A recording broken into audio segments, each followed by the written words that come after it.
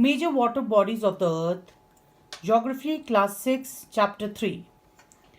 So in this chapter we are going to study about all the major water bodies of the earth. All the water bodies such as oceans, seas, lakes and rivers taken together form the hydrosphere. So hydrosphere is the combination of all kinds of water bodies of the earth. Oceans. There are four major oceans according to the size. They are the Pacific Ocean, Atlantic Ocean, Indian Ocean and Arctic Ocean. Now let us first take Pacific Ocean. The Pacific Ocean is the largest and deepest ocean. The Mariana Trench, the deepest place on the Earth's surface, lies in the Pacific Ocean. So the Mariana Trench, it is the deepest oceanic trench on the earth, around 2550 kilometers in length and 69 kilometers in width, which makes this ocean not only the largest but also the deepest ocean of the world. Atlantic Ocean. It is the second largest ocean of the world. It is shaped like the letter S. Indian Ocean. Now, the name of this ocean makes it unique as it is the only ocean to be named after a country. Its shape is roughly triangular. Arctic Ocean. It lies around the North Pole and extends southwards up to the Arctic Circle. So it completely lies in the northern hemisphere. So because it lies in the northern hemisphere and around the North Pole, so most part of this ocean remains covered with thick ice throughout the year. Antarctic Ocean. Now the continent of Antarctica is surrounded by water bodies. Water body. Now this water body is actually an extension of Pacific, Atlantic and Indian Oceans. So it is also known as Southern Ocean. So now let us take seas. What is a sea? Sea is water body that are smaller in size than oceans are called seas. So these water bodies are smaller in size than the oceans. Seas are of two types: marginal seas, inland seas. Now what are marginal seas? Marginal seas are seas that are actually extension of oceans, again extensions of oceans, and are partly, not completely, okay, these are partly surrounded by land. Now let us take few examples like Caribbean Sea, North Sea, Arabian Sea. Now let us see Caribbean Sea and North Sea. They both are extension of Atlantic Ocean. Whereas when we talk about Arabian Sea is an extension of the Indian Ocean. Whereas when we talk about the inland sea, as by the name you come to know that it is a landlocked region, inland sea.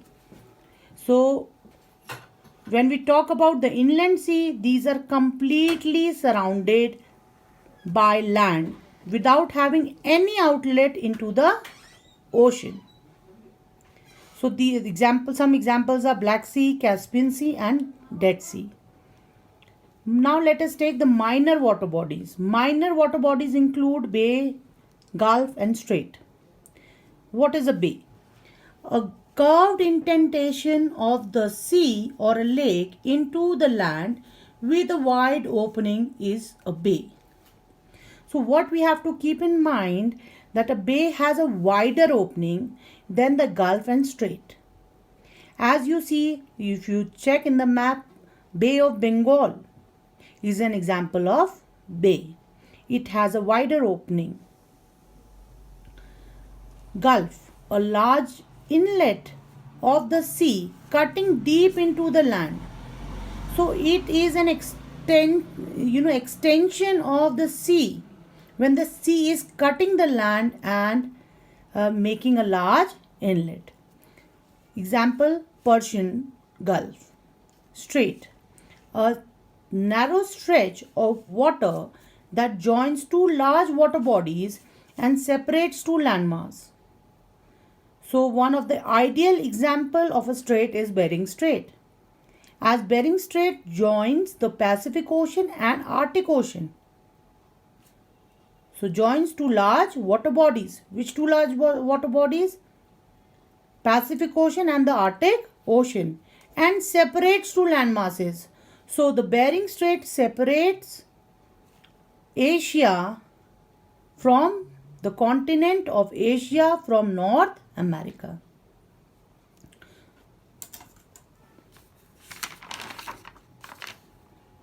Inland water bodies. Now let us talk about the inland water bodies like lake, lagoons and rivers are example of inland water bodies. Lakes. What is a lake? Small water bodies surrounded by land on all sides is a lake. Some examples. Lake Baikal. Now Lake Baikal is located in Siberia and Russia and is the deepest freshwater lake in the world. Lake Superior, one of the Great Lakes, and it is the largest fresh water lake in the world. Lake Victoria, it is located in Uganda, Tanzania, and is the second largest freshwater lake in the world. Lagoons. Now what are lagoons? Shallow salt water bodies separated from sea by a low sandbank or a coral reef is known as a lagoon. So it is shallow salt water bodies. So it is actually a part of a sea which has been separated by a low sandbank or a coral reef. So that's why the water is salty, because it has been separated from the sea. So that is known as a lagoon. Now, example of lagoon, Lake Chilika in Odisha is a saltwater lagoon. Rivers. Water bodies that flow in a definite channel down the slope of the land towards the sea or a lake. So they drain into a sea, ocean or a lake. Example, River Ganga, River Brahmaputra are example of rivers, and many more like Yamuna, Narmada. The water bodies are important to us in number of ways. Water bodies get polluted by the discharge of wastewater from industries, discharge of untreated domestic sewage, runoff from agricultural fields, oil spills, and littering. Rising levels of water pollution is a matter of concern, and serious steps should be taken to tackle these issues. Thank you.